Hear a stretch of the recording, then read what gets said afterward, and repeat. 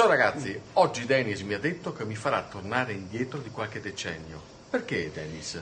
Perché ti farò assaggiare qualcosa delle nostre osterie venete di una volta. Cioè? Le rane.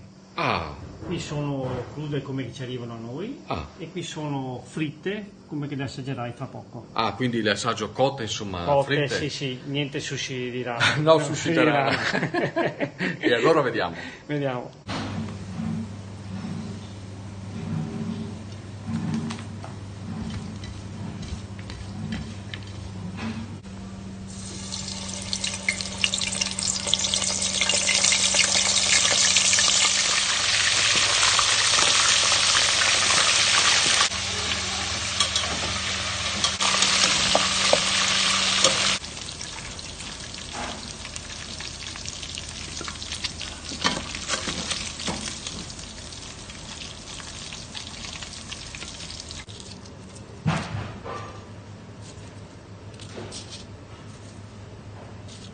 E adesso sono proprio curioso. Posso? Ma certo che Sentiamo.